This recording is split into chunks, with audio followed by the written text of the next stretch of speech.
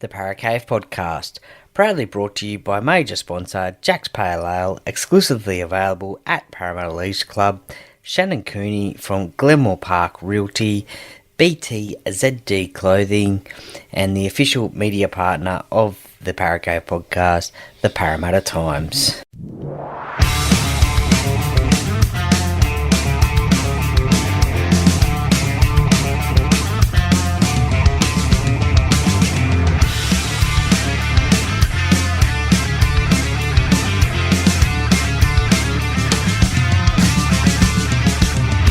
Welcome to another episode of the Paracave Podcast. And now over to your host, Troy Warner, broadcasting live from the world-famous Paracave.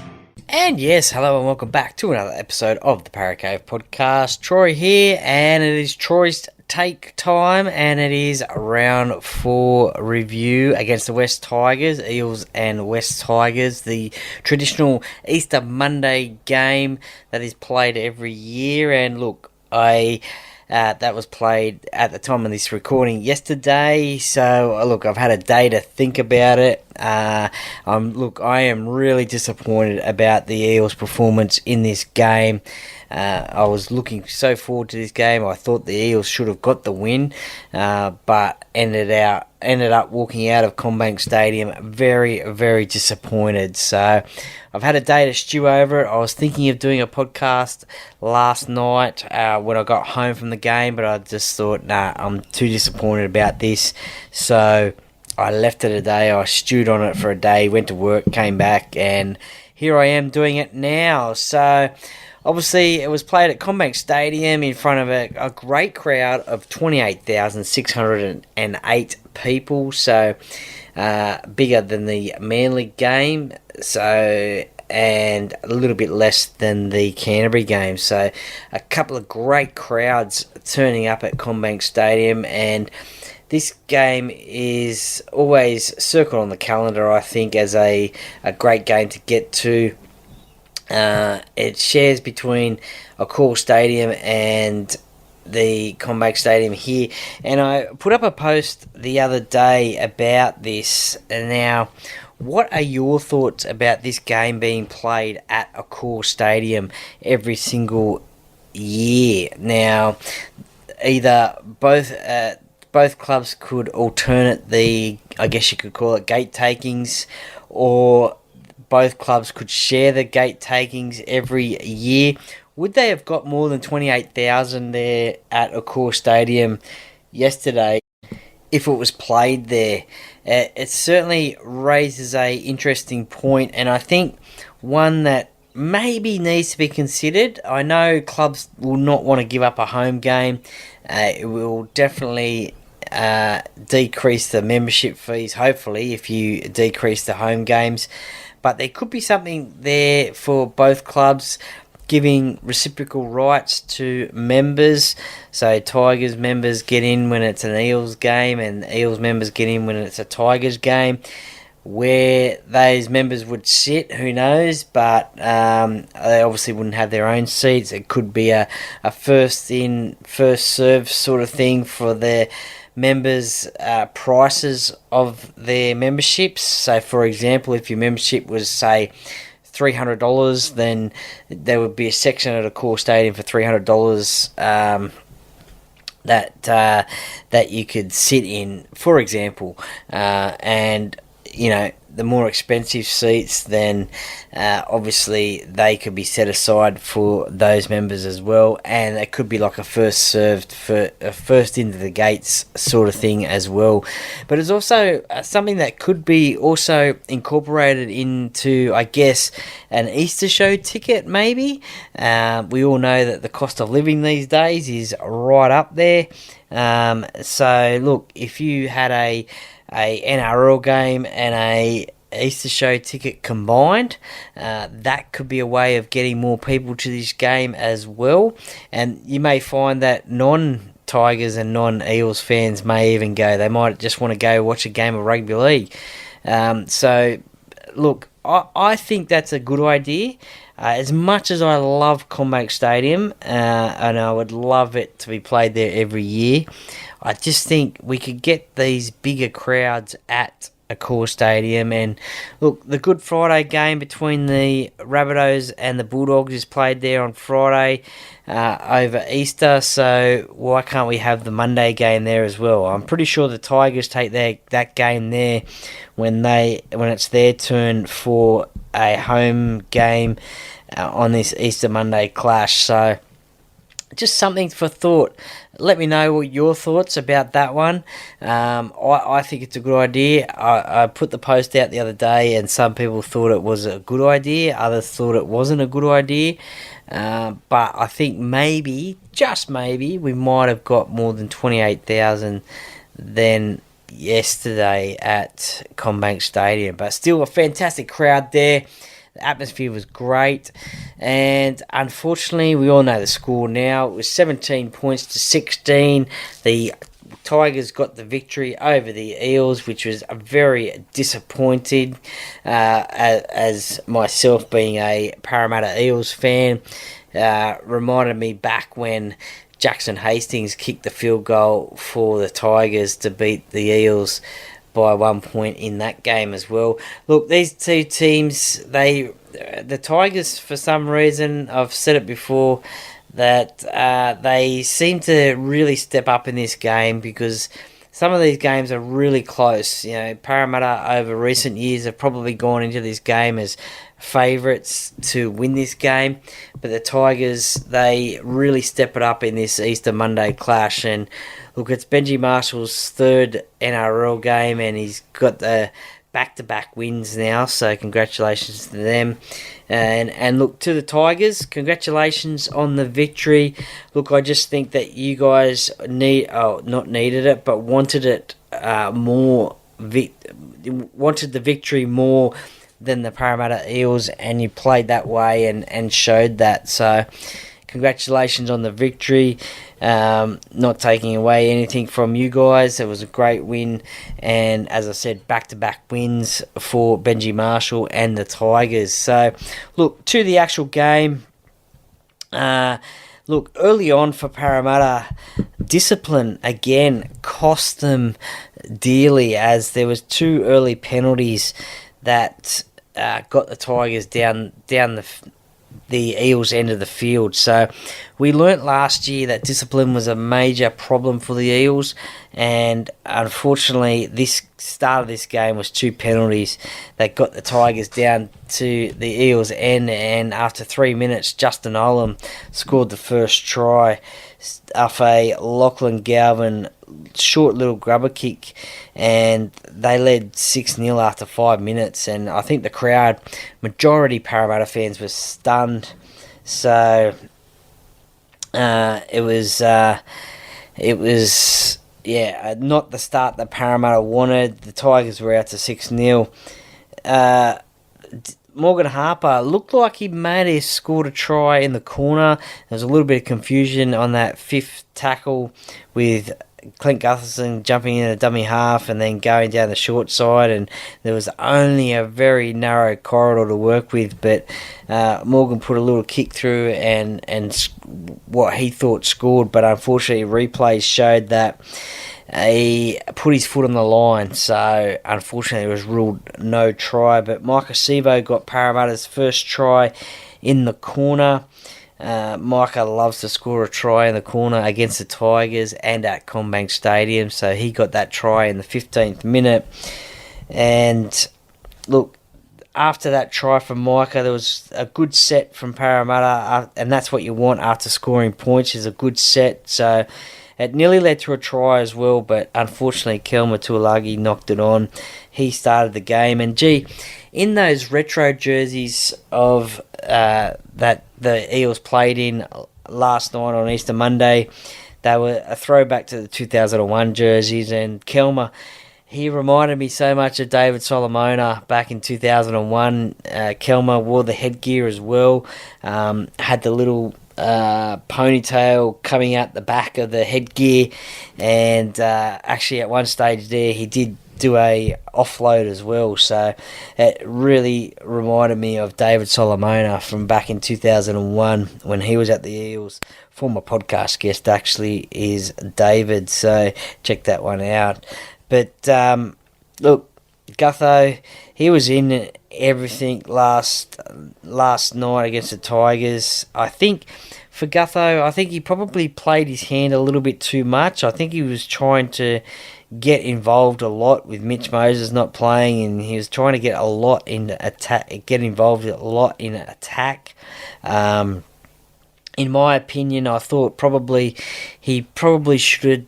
Yes, he can get involved here and there in attack, but I think he should have taken more of a back seat to Blaze and Dylan Brown, the halves that were playing for the Eels. So I think, Gutho, he just wants to win everything. He wants to win every game he plays in, and I thought, he probably should have stepped back a little bit and let Dylan Brown and Blaze Talagi do most of the work like it would have as if Mitch was there. But the one thing I did notice as well, the Eels have a bit of a fascination with the crash plays close to the try line, the dummy half pass to a forward, sometimes a front rower, sometimes a back rower.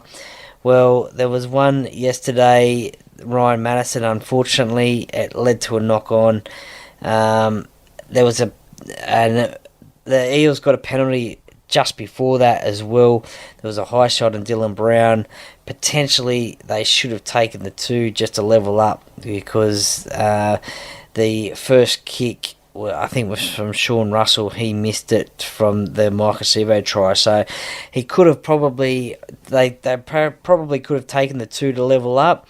There was something ridiculous like 29 tackles in the Tigers 20, I think it was, that Parramatta had but couldn't score, which was really disappointing. And I think this was maybe in one of the chances there. Shortly after that knock-on, the Tigers get down the Eels' end and end up kicking it dead. 8 minutes to go in the first half. Captain's challenge, there was a couple of them yesterday. Parramatta won a couple. Parramatta lost one, I think. The Tigers, they had one, I think, and lost. And look, I think ball handling really cost the Eels as well. Jermaine Hopgood knocked on, attacking the line. It was the second tackle. Junior Paolo, he threw the ball over the sideline from a scrum on the first tackle. So ball handling was really important, but they made a lot of errors as well. Luca Moretti started on the bench at one point there in the first half. He made a really good run, got the Eels onto the front foot, but again, another knock-on attacking the line. But thankfully, the Tigers gave away a penalty, and Gutho did kick a goal, and he made it 6-6 at half-time. So they obviously learnt from... Well, actually, there wasn't that much time left on the clock, so there wouldn't have been any point trying to score a try. Might as well taken the two. They got back to 6-6.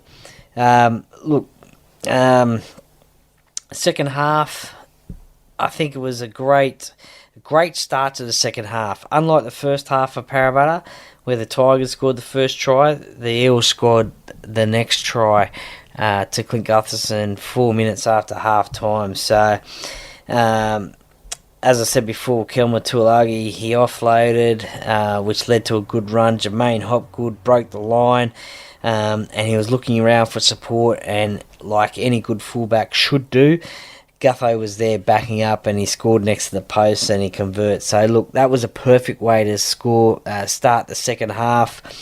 Blaze Talagi, he did a bomb which led to a knock on, so good confidence for him. Lachlan Galvin, in his third NRL game, unfortunately got sin bin for third or second, I think it might have been his second. 18-year-old Parramatta supporter growing up, playing against a club that he supported, got sin binned for a hip hip drop tackle on Kelma Tuilagi. It was a pretty bad one. Unfortunately, he has copped 2 weeks suspension for that, so he's not playing this week. You could see the disappointment on his face when he did it. He knew what had happened, and I guess a lot of people felt sorry for him. So disappointment for him getting sin binned in that second half for 10 minutes. But the disappointing part was that Parramatta couldn't score a try or a point in that 10 minutes. Now, being a man extra, you would think that any good NRL team would be able to score points against a team that has someone in the sin bin. But unfortunately, Parramatta couldn't. Look, there was a little bit of an attack on the left-hand side. Dylan Brown, one of those tap-on passes to Micah Sivo went forward. They just couldn't get they just could not get a point whilst Lachlan Galvin was in the sin bin. So that is really disappointing. As I said, any good team would probably score points during that time, and that's what you want to do when you got someone when the other team's got someone in the sin bin. You want to score points. You got that advantage, but unfortunately Parramatta weren't able to do that. The Tigers later on had 4 sets on the Parramatta line. They couldn't score. It was pretty hectic there for a while. Good defence from Parramatta, but unfortunately Justin Olam scored his second try after 63 minutes to make the score 14-10. Parramatta just didn't read the numbers, unfortunately, and the Tigers, they scored in the corner. Happy missed the conversion, so it was 14-10. Lachlan Galvin came back onto the field, and it looked like he wanted to make a point of... wanted to make it up to his teammates for that sin binning, and look, he broke through the line. I think he got through past Will Penasini and Blaze Tulagi. I think that was the gap there. And again, like any good fullback, Jareem Buller, I should say, apologies, he scored the try next to the post, and Api Coruscant converted, and the Tigers ended up taking the lead 16-14. Late on, Parramatta got a penalty, and Clint Gutherson, 74th minute, Clint Gutherson converted a penalty goal, and it was locked up at 16-all. And look, it was anybody's game there, but there just wasn't the... I hate Parramatta games when they go to not Golden Point, but in a draw so close to this, the ending of the game. And I was standing at the end where the Tigers were trying to attack the line, so I was standing down that end so I could see what was happening. There was a run from John Bateman, and it looked like, why the hell is he running across field? He started over on the right hand side of the field. This was about, I think, 10 to 20 metres out, and he started on the right hand side of the field and he ran to the middle. But the experience that he has, he knew what he was doing, and he got tackled pretty much sort of in front of the post, about 10 metres out. The ball goes back to Aiden Caesar. There was a bit of pressure on him from Gutho.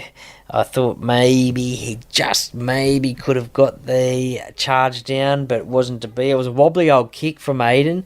It only just made it over the crossbar. I thought maybe it could have been a Benny Elias field goal or it hit the crossbar, but it didn't. And this was in the 79th minute. There was no chance of... there still was 1 minute to go. And as it was, Parramatta did the short kickoff and got a penalty off that for... I think it was Isaiah Papali'i holding someone off the ball. And Clint Gutherson had a chance to win the game via his boot by kicking the penalty goal. It was about 35 to 40 metres out. It was relatively close to the sideline.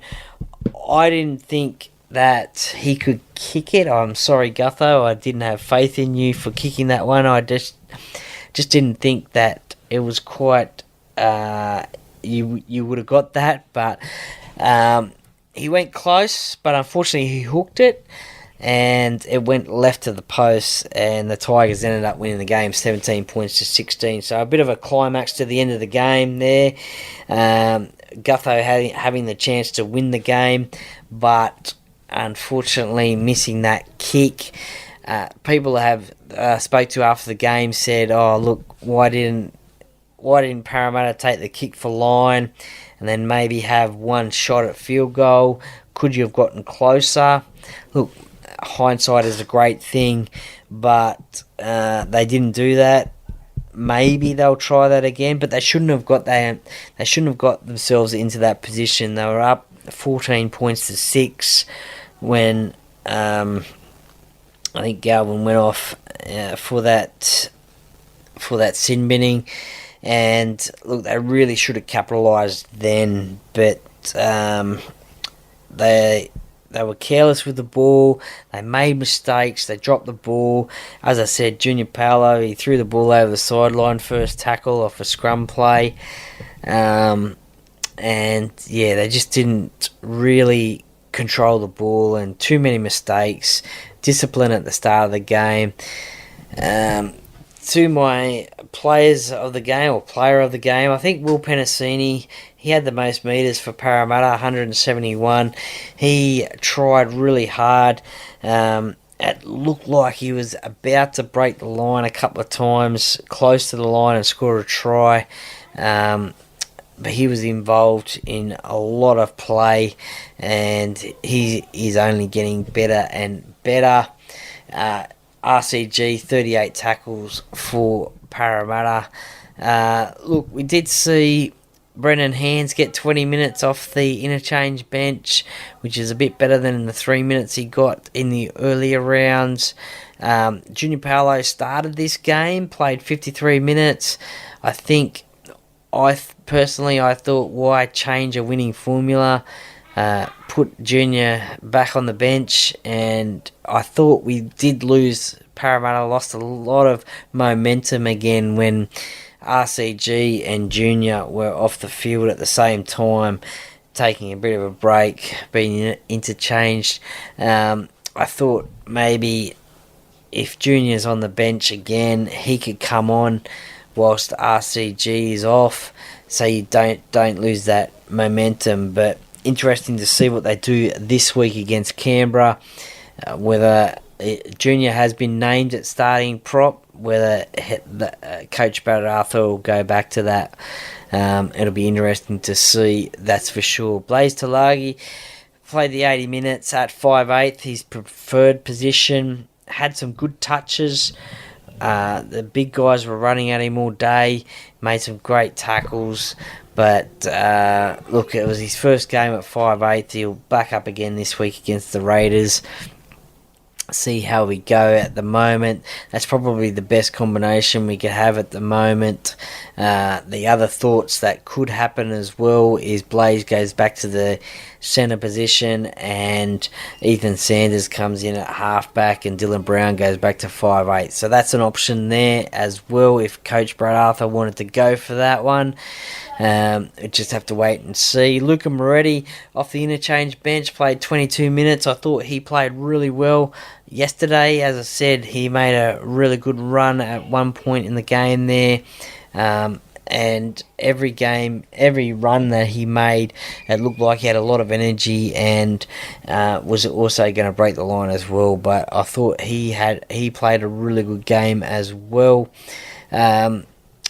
So look, in the end, a really disappointing loss for Parramatta. It would have been a good opportunity for them to get this win and consolidate themselves in the top 8 in this early part of the season. And look, comps aren't won in April, but these are the wins that you want to get at the start of the year to set yourself up for the back end of the year. You don't want to be chasing wins to get into that top 8 or top 4. So they would have wanted to get this win. At one point there, I think it was if they won the game by more than 8 points, I think it was 8 points or maybe 14 points, they would have went to the top of the table, but they would have just concentrated on trying to get the win. I think Brad Arthur said that they were going into this game something about a soft win, which is probably not the right mentality to go into a game with. They were chasing a soft win, I think he said. Look, all NRL games are hard, so I think that's not the right way to approach it. Even though they've got a rookie coach, the Tigers, I think they shouldn't have done it. They shouldn't have been chasing a soft win. All NRL games are hard, so they're definitely not soft. So, and that was proven yesterday at Commbank Stadium. Where to for the Eels? Well, look, they are really missing both Bryce Cartwright and also Mitch Moses as well, their halfback. And unfortunately, Mitch is going to be out for 8 to 12 weeks apparently with that fractured foot. So a big loss for Parramatta there. And it's going to be some very interesting times. This week they have Canberra, down in Canberra, where they don't have that good a record. They won a game a couple of years ago down there for the first time in a long time. And this week is the last game of the round. And without Mitchell Moses, it is going to be a very tough game for them. Believe it or not, I have tipped the Raiders in this game. If you listen to the tipping podcast, which is out now, I have tipped the Raiders. My head says Raiders, my heart says Parramatta, so even if I get the tip wrong, I've still won, so to speak. But it'll be very tough for Parramatta. That was an embarrassing performance against the Tigers. They will want to bounce back and show what they're made of, but it's going to be difficult down there in the nation's capital. The Tigers, they've got the Dolphins this week up at Suncorp Stadium, so that should be an interesting clash for them. Benji Marshall, part-time coaching. Looks like you can coach NRL teams part-time. He's certainly doing pretty well at the moment. 2 out of 2. Going for the hat trick this weekend against the Dolphins. So, just one more thing quickly. What I would have done last week against the Tigers, Mike Acevo, as I said, he scored a try in that game. I probably would have put him in New South Wales Cup after serving that 3-week suspension, and that's only for disciplinary reasons. As I said before, 2023, there was a lot of discipline reasons why players were suspended, 22 weeks in total last year, and I just think that a stint in New South Wales Cup maybe would have thought more about Micah and the way that he's tackling technique. And I think a lot of fans agree with me, but that's my personal opinion. He did score a try on the weekend, and that's what he did. He did look like a little bit injured at one stage as well. He was limping. Parramatta got a 7-tackle set after a kick out by the Tigers, and Micah's got the ball. He caught the ball in goal, and he was sort of running but limping to the 20-metre line for the tap, and it looked like he was playing a little bit injured. I don't know how he's going, but he has been named for this week. But I personally would have put him back to New South Wales Cup. Just played a couple of weeks there, get his tackling technique right, and maybe back into the first grade squad. But I'm not the coach, Brad Arthur is, and that's the way he went. So we'll just have to wait and see how he goes against the Raiders this week. So that is Troy's take, the review of the game v the Tigers at Commbank Stadium, with the Tigers winning 17 points to 16. It actually sees the Tigers go into 6th position on the ladder, and the Eels, believe it or not, go into the Tigers' famous position of 9th.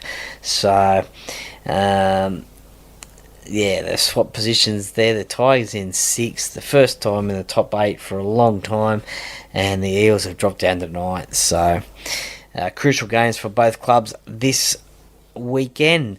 Thank you very much for listening. That was Troy's take. That was the review of the round game, and this week it was against the West Tigers. Next week's review will be against the Canberra Raiders. Enjoy your footy this weekend, hopefully for my sake and many of the listeners listening, your sake. Parramatta gets up over Canberra this weekend, so enjoy your footy this weekend. And stay tuned to the podcast for lots more content coming up. Thank you very much. Enjoy your footy. Go Para.